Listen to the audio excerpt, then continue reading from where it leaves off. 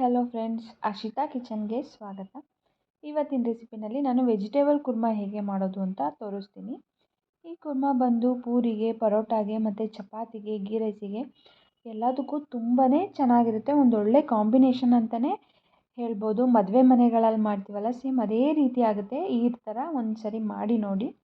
ಬನ್ನಿ ಹೇಗೆ ಮಾಡೋದು ಅಂತ ನೋಡೋಣ. ಅಲ್ಲಿವರೆಗೂ ಯಾರೆಲ್ಲ ಹೊಸದಾಗಿ ನನ್ನ ಚಾನಲ್ನ ನೋಡ್ತಾ ಇದ್ದೀರಾ, ಇನ್ನೂ ಸಬ್ಸ್ಕ್ರೈಬ್ ಆಗಿಲ್ಲ ಅಂದರೆ ಪ್ಲೀಸ್ ಸಬ್ಸ್ಕ್ರೈಬ್ ಆಗಿ. ಇಂಗ್ರೀಡಿಯೆಂಟ್ಸ್ ಏನೇನಂತ ನೋಡೋಣ. ನಾನಿಲ್ಲಿ ಫಸ್ಟು ಮಸಾಲೆ ಗ್ರೈಂಡ್ ಮಾಡ್ಕೊಳ್ಳೋದಕ್ಕೆ ಕೆಲವೊಂದು ಮಸಾಲೆಗಳನ್ನ ಎಣ್ಣೆಯಲ್ಲಿ ಸ್ವಲ್ಪ ಫ್ರೈ ಮಾಡ್ಕೊತೀನಿ. ಅದಕ್ಕೆ ಇವಾಗ ಒಂದು ಸ್ವಲ್ಪ ಎಣ್ಣೆ ಹಾಕ್ಕೊಂಡು, ಒಂದು 2 ಟೇಬಲ್ ಸ್ಪೂನಷ್ಟು ಎಣ್ಣೆ ಹಾಕ್ಕೊಂಡು, ಅದಕ್ಕೆ ಒಂದು 2 ಈರುಳ್ಳಿನ ಕಟ್ ಮಾಡಿ ಹಾಕ್ಕೊಂಡಿದ್ದೀನಿ. ಇದನ್ನು ಸ್ವಲ್ಪ ಬಾಡಿಸ್ಕೊತೀನಿ. ಅಷ್ಟರಲ್ಲಿ ಮಸಾಲೆ ನೋಡೋಣ. ಒಂದು 2 ಟೇಬಲ್ ಸ್ಪೂನ್ ಕಡಲೆ, ಒಂದು 5 ಪೀಸ್ ಗೋಡಂಬಿ, ಒಂದು 2 ಪೀಸ್ ಚಕ್ಕೆ, ಒಂದು 5-6 ಪೀಸು ಲವಂಗ, ಒಂದು 2 ಪೀಸ್ ಏಲಕ್ಕಿ, ಒಂದು 2 ಟೇಬಲ್ ಸ್ಪೂನಷ್ಟು ಕಾಯಿ, ಸ್ವಲ್ಪ ಸೋಂಪು, ಸ್ವಲ್ಪ ಪುದೀನ ಮತ್ತು ಒಂದು 5-6 ಬೆಳ್ಳುಳ್ಳಿ, ಒಂದು ಅರ್ಧ ಇಂಚಷ್ಟು ಶುಂಠಿ. ಇಷ್ಟನ್ನು ಕೂಡ ನಾವು ಈರುಳ್ಳಿ ಜೊತೆಗೇ ಸ್ವಲ್ಪ ಫ್ರೈ ಮಾಡ್ಕೊಳ್ಳೋಣ.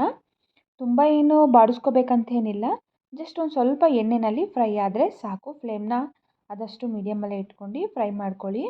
ನಾವಿಲ್ಲಿ ಸೋಂಪೆಲ್ಲ ಹಾಕಿರೋದ್ರಿಂದ ಬೇಗ ಕಪ್ಪಾಗಿಬಿಡುತ್ತೆ.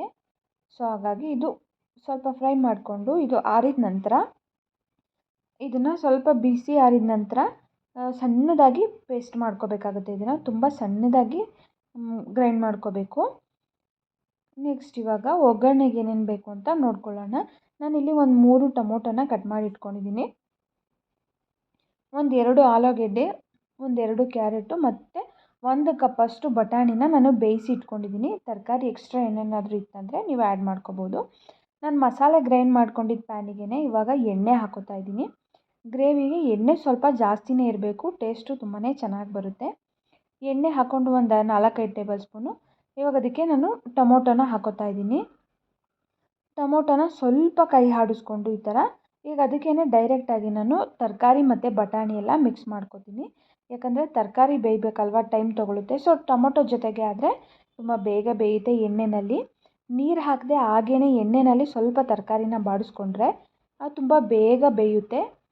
ಅದಕ್ಕೆ ನೀರೇನು ಹಾಕೋದಿರಲ್ಲ. ಹಾಗೆ ಎಣ್ಣೆನಲ್ಲೇ ಸ್ವಲ್ಪ ಫ್ಲೇಮ್ನ ಆದಷ್ಟು ಲೋನೇ ಇಟ್ಕೊಂಡು ನಾವು ಇದನ್ನು ಚೆನ್ನಾಗಿ ಬಾಡಿಸ್ಕೊಳ್ಳೋಣ. ತುಂಬಾ ಚೆನ್ನಾಗಿರುತ್ತೆ. ಈ ಚಪಾತಿಗೆ, ಪೂರಿಗೆ, ಪರೋಟಾಗೆ, ಗೀ ರೈಸಿಗಂತೂ ತುಂಬಾ ಚೆನ್ನಾಗಿರುತ್ತೆ. ಈ ಕುರ್ಮಾ ನಮ್ಮ ಮದುವೆ ಮನೆಗಳಲ್ಲಿ ತಿಂತೀವಲ್ಲ, ಸೇಮ್ ಅದೇ ರೀತಿ ಆಗಿರುತ್ತೆ. ಬೇಕಿದ್ದರೆ ಒಂದು ಸರಿ ಟ್ರೈ ಮಾಡಿ ನನಗೆ ಕಮೆಂಟ್ ಬಾಕ್ಸಲ್ಲಿ ಕಮೆಂಟ್ ಹಾಕಿ. ಇವಾಗ ಆಲ್ಮೋಸ್ಟ್ ತರಕಾರಿ ಸ್ವಲ್ಪ ಬೆಂದಿದೆ. ಇವಾಗ ಅದಕ್ಕೆ ನಾನು ರುಬ್ಬಿಟ್ಕೊಂಡಿರೋಂಥ ಮಸಾಲೆನ ಆ್ಯಡ್ ಮಾಡ್ಕೋತಾ ಇದ್ದೀನಿ. ಅದ್ರ ಜೊತೆಗೆ ನಾನಿಲ್ಲಿ ಒಂದು 2 ಟೇಬಲ್ ಸ್ಪೂನಷ್ಟು red chilli powder, 1 tablespoon ಧನಿಯಾ ಪುಡಿ, ಒಂದು ಅರ್ಧ ಟೇಬಲ್ ಸ್ಪೂನಷ್ಟು ಗರಂ ಮಸಾಲಾನ ಆ್ಯಡ್ ಮಾಡ್ಕೋತಾ ಇದ್ದೀನಿ. ನಿಮಗೆ ಸ್ಪೈಸಸ್ ಎಲ್ಲ ನಿಮಗೆ ಯಾವ ಅಳತೆಯಲ್ಲಿ ಬೇಕೋ ಆ ಥರ ಹಾಕ್ಕೊಳ್ಳಿ. ಅಂದರೆ ಖಾರ ಬೇಕಂದರೆ ಸ್ವಲ್ಪ ಜಾಸ್ತಿನೇ ಹಾಕ್ಕೊಳ್ಳಿ, ಖಾರ ಮೀಡಿಯಮ್ ಆಗಿರಲಿ ಅಂದರೆ ಸ್ವಲ್ಪನೇ ಹಾಕ್ಕೊಳ್ಳಿ. ಇವಾಗ ಅದಕ್ಕೆ ಸ್ವಲ್ಪನೇ ನೀರು ಹಾಕ್ತಾಯಿದ್ದೀನಿ. ಮಿಕ್ಸಿ ರುಬ್ಬಿದ್ವಲ್ಲ ಅದೇ ಜಾರಿಗೆ ಸ್ವಲ್ಪ ನೀರು ಹಾಕ್ಕೊಂಡು 1 ಗ್ಲಾಸಷ್ಟು ಈಗ ಅದನ್ನು ಹಾಕ್ಕೊಂಡು ರುಚಿಗೆ ಎಷ್ಟು ಬೇಕೋ ಅಷ್ಟನ್ನು ಉಪ್ಪನ್ನು ಹಾಕ್ಕೊಂಡು ಇವಾಗ ಇದನ್ನು ಒಂದು ಕುದಿ ಬರೋವರೆಗೂ ಕುದಿಸ್ಕೊಳ್ಳೋಣ. ತರಕಾರಿನ ಎಣ್ಣೆನಲ್ಲೇ ಫ್ರೈ ಮಾಡಿದ್ದೀವಿ ಸ್ವಲ್ಪ. ಸೊ ಹಾಗಾಗಿ ಈಗೇನು ಜಾಸ್ತಿ ಟೈಮ್ ಬೇಯಿಸೋದಿರಲ್ಲ. ನೋಡಿ, ಬೆಂದ ಮೇಲೆ ಕಲರು ಚೇಂಜ್ ಆಗಿದೆ, ಫುಲ್ ರೆಡಿಶ್ ಆಗಿದೆ, ತುಂಬಾ ಚೆನ್ನಾಗಾಗಿದೆ. ಫ್ಲೇವರ್ ಅಂತೂ ತುಂಬ ಚೆನ್ನಾಗಿ ಬರ್ತಾಯಿದೆ. ಗೀ ರೈಸು, ಪರೋಟ, ಪೂರಿ, ಚಪಾತಿಗೆ ತುಂಬಾ ಚೆನ್ನಾಗಿರುತ್ತೆ. ಈಗ ಸ್ಟವ್ ಆಫ್ ಮಾಡ್ಕೊಳ್ಳೋಣ. ಆಲ್ಮೋಸ್ಟ್ ಬೆಂದಿದೆ. ಸ್ಟವ್ ಆಫ್ ಮಾಡಿಕೊಂಡು ನಾವು ಇದನ್ನು ಒಂದು ಸರ್ವಿಂಗ್ ಬೌಲ್ಗೆ ಸರ್ವ್ ಮಾಡ್ಕೊಳ್ಳೋಣ. ಯಾರ್ಯಾರೆಲ್ಲ ವಿಡಿಯೋ ನೋಡ್ತಾ ಇದ್ದೀರಾ ಇನ್ನೂ ಸಬ್ಸ್ಕ್ರೈಬ್ ಆಗಿಲ್ಲ ಅಂದರೆ ಪ್ಲೀಸ್ ಸಬ್ಸ್ಕ್ರೈಬ್ ಆಗಿ. ಹಾಗೆಲ್ಲ ಫ್ಯಾಮಿಲಿ ಫ್ರೆಂಡ್ಸಿಗೂ ಕೂಡ ಶೇರ್ ಮಾಡಿ. ವಿಡಿಯೋನ ಎಲ್ಲರೂ ಕೊನೆಯವರೆಗೂ ನೋಡಿದ್ದಕ್ಕೆ ಎಲ್ಲರಿಗೂ ಧನ್ಯವಾದಗಳು. ಮತ್ತೆ ಮುಂದಿನ ರೆಸಿಪಿಯೊಂದಿಗೆ ಭೇಟಿಯಾಗೋಣ.